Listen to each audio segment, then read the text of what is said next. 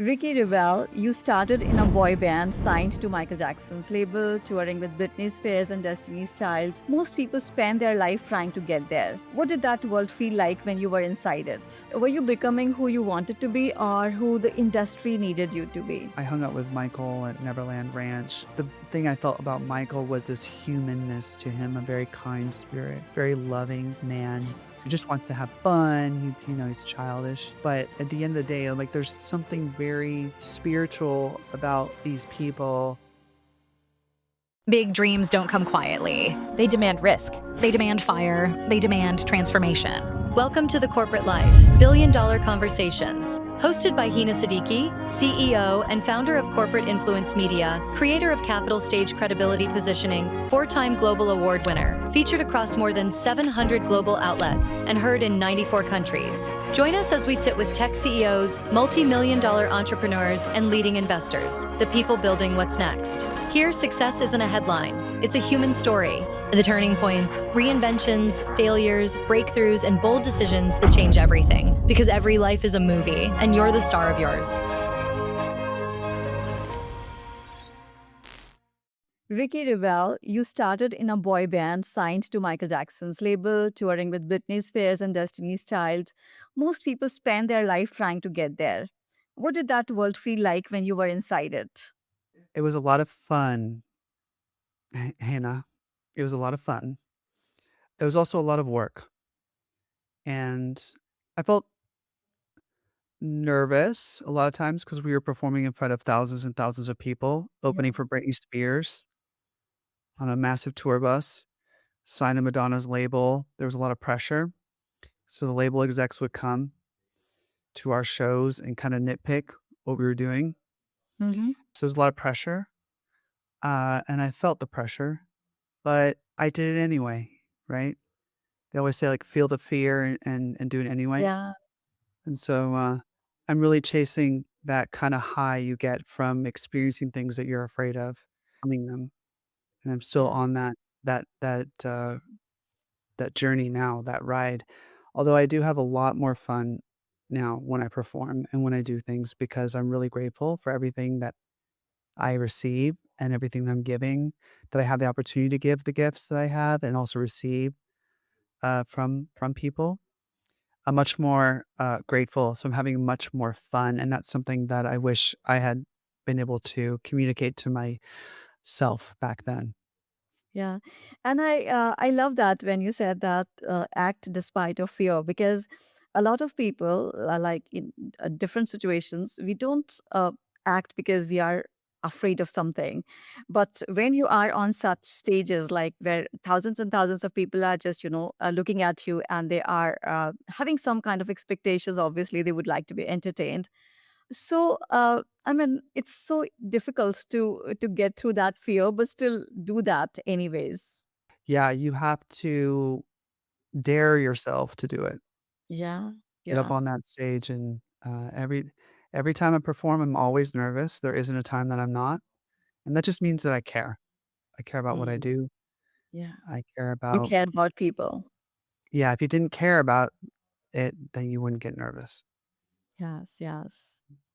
And when you don't care about, then it would not make sense. Like whatever comes across, it would not come as authentically. Right. And that vulnerability is really cool too. It's Yeah. It what makes you connects part of audience to you. yeah, they can see and they like it. They like to see you be Mm. human. Yeah. At that stage, were you becoming who you wanted to be or who the industry needed you to be? I pick option B. Okay. Yeah, who the industry wanted me to be. At that time, we were signed to the record label and we were assigned producers. We worked with Ronnie Jerkins, 19-year-old at the time, Mm-hmm. prodigy, and he wrote and produced a lot of the whole record basically, and it was highly, highly R&B. Our first album was very R it was like a pop R&B record, but more leaning towards R&B, and as much as I love R&B, that wasn't what I was, into as a kid. I was really into pop music, Madonna and Michael, and yes, they have elements of R&B in what they do, but they're not like super hardcore R&B. But yeah, after that record, we made a pop album, which is what I wanted to do. So then it started to kind of manifest that way, and then we had our biggest, charting song called "Can I Get Your Number, Baby?" And we were opening for 98 Degrees and having a lot of success with that record. Great. Mhm. Awesome. So yeah, I just want to, I'm curious about it that you are multi-talented, right? You do a lot of things. I was just going through what all you do, and I mean, it's Thank you. amazing. So have you always been like that, or you learned the skills later on? When I was a kid, I popped out dancing and doing gymnastics and things like that. I didn't even know what it was, Mhm. and I was already doing it. I was born really flexible. I was singing to Annie and to Grease. So I think I've always had, talent, Yeah. gifts for, the arts, and you do have to train a lot, though. You have to go to vocal classes, and I started very young in singing and, dance classes, various forms of dance like ballet, jazz, contemporary. I worked with some of the greatest choreographers of all time. Wow. Growing up, I worked with Marguerite Derricks, who's you can Google her. She's an Mhm. incredibly accomplished choreographer. I worked with Debbie Allen, who taught Marguerite Derricks. Yeah. Uh, Debbie Allen put me in one of her ballets called Pepito Story. She cast me in the lead role, and we performed the ballet at the Kennedy Center, and that was my first big, like, starring role that I'd ever Okay. done, and I was very nervous, and I was experiencing something that I had never experienced before. I was like, why am I shaking?" Like, I didn't understand what that was. I'm like, "Why am I shaking right now? I'm not even on stage. I'm not even doing anything. I'm just thinking about me being on stage and doing those things." And I, like, started reading books about it, and I'm like, "Oh, I have something called anxiety." Mm. I didn't even know what that was. Before that. And I started reading up on it and realizing, like, "Oh, I'm fantasizing about things going wrong on stage in order for me to not think about the real things that I'm actually afraid of." It's like a mind warp. Yeah. It's like your mind is actually helping you. When your mind focuses on one thing going wrong, that is your mind actually helping you not really think about all of the other millions of things that could go wrong. Yes. So, I as a That's young funny. kid, as a Yeah. teenager, I didn't understand all these concepts, so I had to, read about it, and then I understood, like, "Oh, this is myself helping myself." So Mm. that made me feel better about it and Yeah. able to, perform and do a 10-minute long solo in the Kennedy Center for Debbie Allen, right? Yeah, and perhaps it helps you do your best work then, because if you're not anxious about it, then probably you would not be very concerned about doing your best work. Yeah, it goes back to that concept we were just talking about, the fact that I Yeah, care, that yeah, I do care so much. But like I said, I'm not the same person anymore at yeah. all. I'm not like Mm. that as much at all anymore. As you get older, you realize that it's life is short and it's actually cool to fail because when you fail, you get stronger and you get better. Absolutely. It's like when you're going to the gym and you're lifting heavy weights, you're trying to get to muscle failure so that you Mm. can get stronger. So I kind of have that mentality now when I perform but really when I perform now, I really try to think about how much fun am I having? Because when you're Mm. having fun, the audience is having fun. And that's like my superpower that I have, Yeah. my ability to connect with people Mm. and to have fun with them. I think that's what people really want from me as a human being. But that took 40 years plus of me understanding who I am and what's Wow. going on. Yeah. Yeah. What It is the heck is going on up here? nice. Yeah, 'cause there's a lot going on up here, even though, sometimes I appear not. Yeah. So, Ricky, when No Authority disbanded, what did that moment feel like? Because when you reach to that level, and then suddenly things seem to feel like fall apart, how does that feel? What that moment made you feel? Well, I can tell you what my mom felt. My mom was relieved. She was super Mm. happy. You know, Okay, why? we had to go to court to get they were not the label, but our management company was not paying us properly. So we had to go to court. I took them to court and I got paid. And so that was a big process to go through. So she was just grateful that it was over, that this whole thing was Oh. over. And I was devastated. Mm. Yeah. I wanted another shot, another album, especially working with Madonna and Maverick. Maverick wanted to make another album and they wanted to use their producers to make that album. But our management company at the time wanted to use their specific the producers, Mm-hmm. which he has great producers. He's the one who brought in Rodney, so he had great instincts. I had to give it to him for that. But at the same time, the label just couldn't come to terms with that. So they dropped us. And that was just for me, there were a lot of things that happened at that time. 9/11 happened. We're talking like a while back, like a long time ago, but it feels like yesterday when Mm. 9/11 happened and I was with my ex-girlfriend upstairs and Yeah. we were living together and we turned on the TV and it was just like we could not believe this.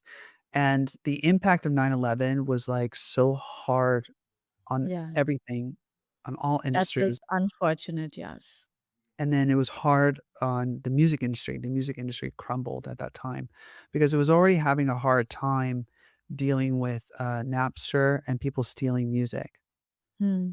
Okay. They didn't know how to handle that. They weren't prepared for that.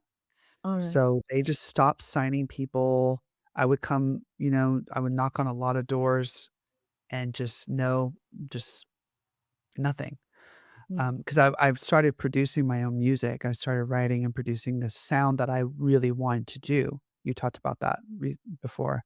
I started making the music that I wanted to make. It was like Mm-hmm. a hybrid of like Madonna and Michael and Prince and later on in my career Bowie, but my version, things that really inspired me.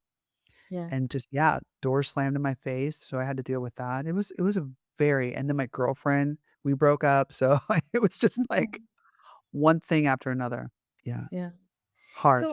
Yeah. So when things like that happen, like when, things just fall apart as we do just talking about, we decide something about ourselves, right? And then things change for us because everything that is a hard thing right now for us, something happens for some reason, right? Everything happens for some reason.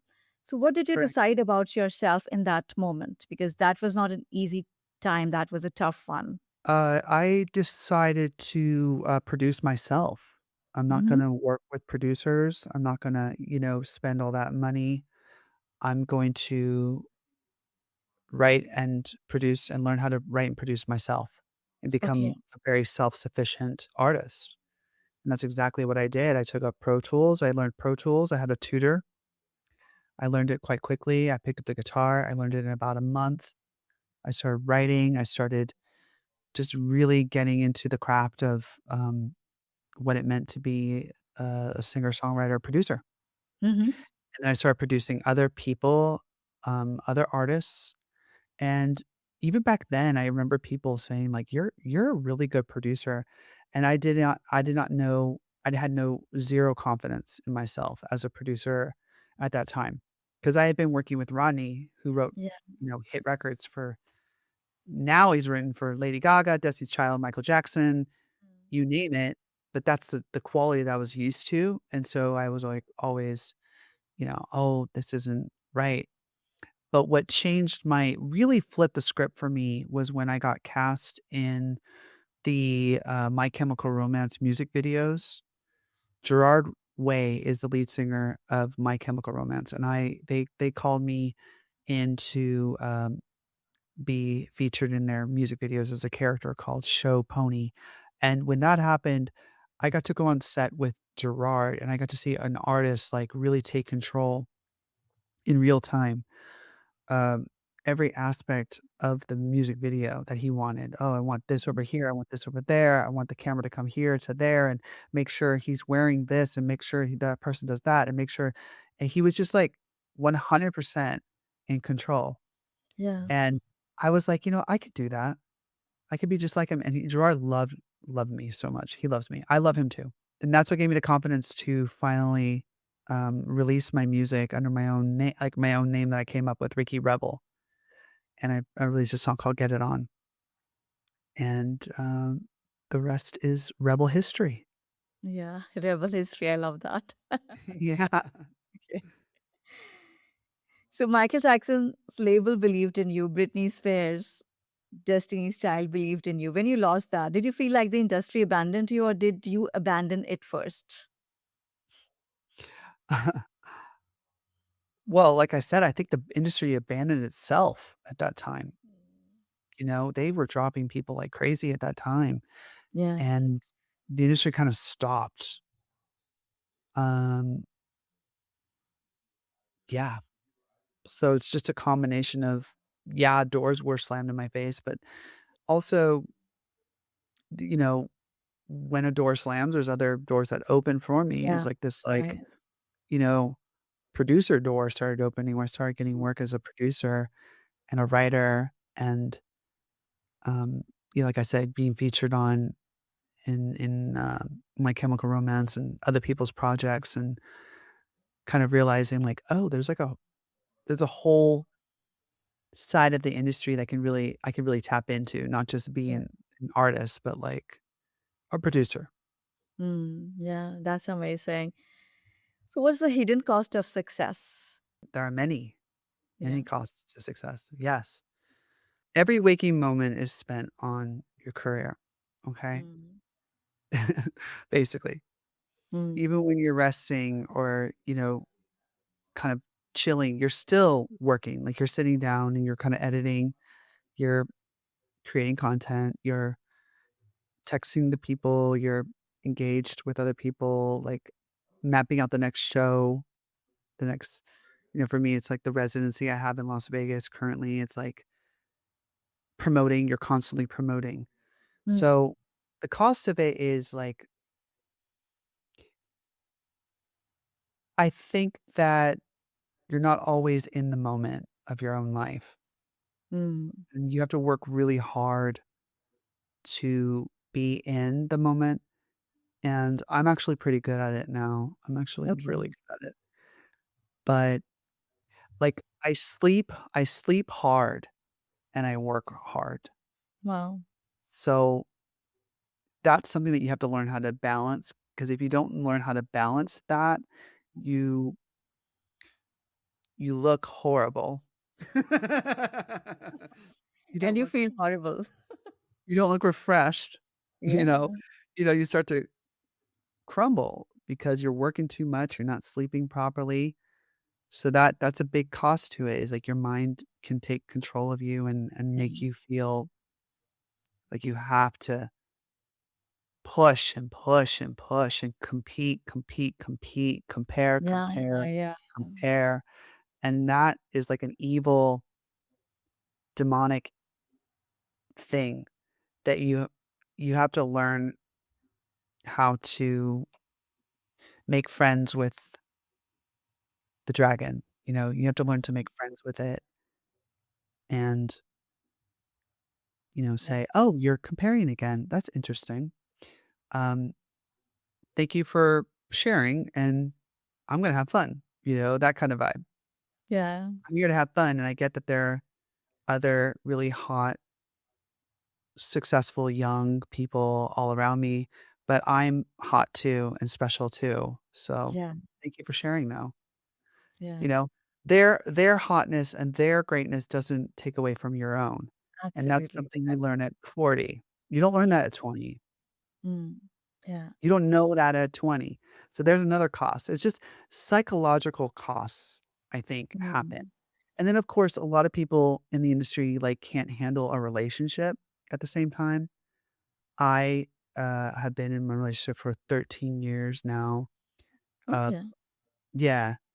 Um but I'm with someone who's very, very loving and very supportive and intelligent, and I had to kiss a lot of frogs and Yeah. to find the right person. A lot of us do that. Yeah, yeah, you gotta kiss a lot of frogs Yeah. before you find a nice fit. It doesn't Yeah. have to be perfect, it just has to be a nice fit, and you're like, "Oh, Yeah. this is cool. This is the vibe. This is a good vibe." Um, and I think a lot of people, creatives in this industry, just cannot handle relationships and success at the same time. Mm. They can't do it, so Yeah. that's a Okay. cost. Yeah. I get it. So rebuilding as a solo artist is a different game. What did you have to unlearn? I think I had to unlearn how to be more less competitive and more collaborative. When I was first starting out, I was like, "Ah, push, push. I'm gonna be seen. I'm gonna" and I did a lot of things in my career. I don't know if we're gonna touch on them, but, like, where I had so much, like, eyeballs on me to the point where I was, like, the 4th most Googled Latino in the world Wow. because the choices that I had made in order to get attention, in order to stand out, in order to get my music heard. You know, you Mm. have to go above and beyond to Yeah. create, it's something special for yourself to make a name for yourself. And I did things. I did a lot of moves. So I Mm. was just asking that. I mean, what did you have to unlearn to be here? Oh, I had to learn how to stop competing and not trying to do what I just said, all of those things, like Yeah. the obsession with trying to be seen or be heard or to be Yeah. like to be the best or to be I don't know what the word is, like just even relevant. Like the search for relevancy is like so important with people. Like who cares like if you're relevant or not? Like make music. Like that's what you're here to do. Make people Yeah. happy, sing and dance and get naked with people, have fun.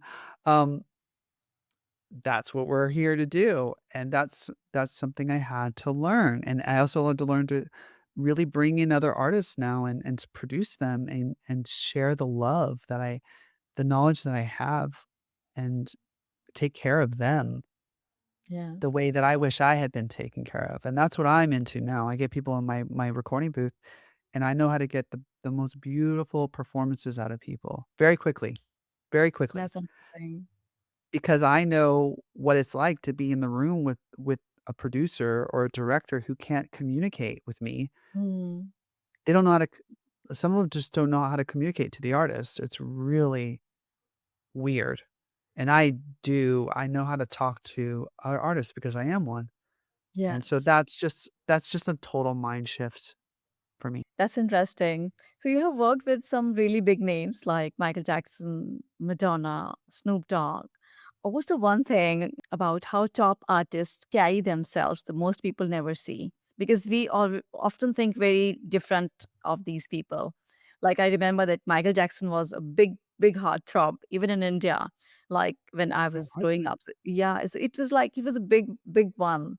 So like what do you think like what these people carry about themselves? Okay, so I've spent time with the greatest, stars that ever lived, Yeah. okay? Yeah. There's Marilyn Monroe, and then Okay. there's Michael Jackson. I didn't spend time with Mhm. Marilyn, but I'm saying equivalency. Like, Marilyn Monroe is, like, the biggest star on the planet. Michael is the biggest star was the Yes. biggest star on the planet. Like, he didn't get bigger, and then Madonna was, like, underneath him, but she was, like, the biggest star on the planet. And Britney at a time was, like, one of the biggest stars on the Mhm. planet. So I've spent time with those 3 at different times in my life, and what I notice about 1, 2, and 3 is vulnerability, Okay. period. Are, like, some of the most vulnerable people I've ever met. Britney's extremely honest, kind. Madonna was actually when she was screaming at a producer, she wasn't being kind. can hear her down the hall screaming. She's not a very always nice person. She can be very mean, but she's always authentic. And when we got to talk to her, she was super sweet, and what I noticed about her, she's vulnerable. She was, like, Mm, nervous. She was not nervous. She was, like, scared, like, "Who are you?" Like, probing, like, "What what's going" and her eyes. I'll never forget Madonna's eyes. They were, so sensitive yeah, and watery and just like she's already crying. It yeah. was, like, the most beautiful thing I've ever seen. I'm like, you're so beautiful." Like, "That's why you're Mm, so beautiful. You're so vulnerable." And Michael, when I hung out with Michael at Neverland Ranch, the thing I felt about Michael was this humanness to him, a very kind spirit, very loving man, yeah. who just wants to have fun, he's childish, um, but at the end of the day, like, there's something very spiritual about these people and the simplicity of the root of where their power comes from. It's not something that's loud. It's not Mm, something that's hard, metallic. It's like a very soft, beautiful, natural. gentle, Yeah, loving energy, yeah, you know? And, I think that's the secret power to connect to, in my yeah. opinion. Vulnerability. Yeah, I love that. So, on a scale of 1 to 10, how vulnerable are you? At times, I can be very vulnerable in, uh, in the in the bedroom, I could be very vulnerable. Mm, I'm very strategic with my vulnerability, and behind the mic, I can be very vulnerable. Right now, I'm being pretty vulnerable. I'm being very honest with you. yeah, I don't have any filters on, literally 0 filters. yeah. So, um, I'm pretty vulnerable now. I mean, but there are times also when I, um, can seriously block my, emotions, and Mm, I'm very proud of that, and I love that side of me. So grateful that I have the the ability to shut it off when I need to and yeah, not be a yeah. little crybaby and get the job done, or whatever it is. It's like, Yeah. I love it. I love being able to, you know, to do that. I don't wanna be somebody who's a slave to my emotions. I do have a temper. People know that about me, but I've been really good lately. I swear, hand on Bible, I've been really good at, like, dismantling it pretty clearly. So what happens now when I get angry with people, I call them up right away, and I'm like, "Hey, you know what? I don't like that. Can you change that for me? Because that Mm, doesn't work for me. You ready? Can you please do yeah, XYZ? Because when you did that, that hurt my feelings." yeah. "Okay. That's a very interesting thing to do. Thank you so much. I appreciate that." Click. Click. I'm That's like, really "Hey, you know what? I I love don't that. appreciate I don't appreciate you did that, so can you please change that for me? Thank you Mm. so much." As opposed to, "You you mother" Yeah. losing my losing my mind, you know? I don't do that anymore, so Yeah. I really love that. It's very important to have some regulator set on our emotions. Otherwise, like our emotions can just, get us down in themselves. we have to learn as artists, like, Oh, when to turn it yeah. on and when to turn it off. The time to Right. be emotional is when you're behind this mic and when you're in Mm, that room, when you're in that booth. Let me have it. Give it I'm getting all, like, these chills in the back of my head right now. Give it to me. Give it to mm, yourself. Give it to the world. Like, you have to, like, yeah. feel. But when you're in the real world and you're dealing with contracts and agreements and business and, you know, societal propriety and making stuff flow a proper Mm, way, it's a different thing. You gotta absolutely. Yeah. Exactly. Yeah. I love that balance. Yeah. yeah. Yeah. Get ready for the ultimate challenge, this or that. Choose fast, trust your instincts, and let's go. So, Ricky, and now let's play a game. It's my favorite game, this or Okay. that. And I would give you This two or that. options. Yeah, this or that. And you just need to put like uh choose one option instinctively. You don't need to think hard. Are you ready? I'm ready. I love games. Yeah, me too. So my first question, boy band or solo, which one was actually you? Solo. Absolutely. Michael Michael Jackson's label or Madonna's instinct? Madonna. Madonna's instinct and label. I like being F- signed to her label. Okay. Fame that breaks you or obscurity that builds you? Fame that builds you. Absolutely.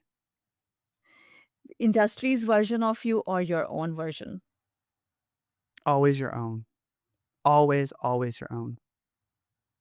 One hit that defines you or a catalog nobody knows? A hit that defines you. A masterpiece. The moment the group ended, worst day or best day? Not my worst day, but definitely not my best day. Hmm. Sky is falling or sky is rising. Where are you right now?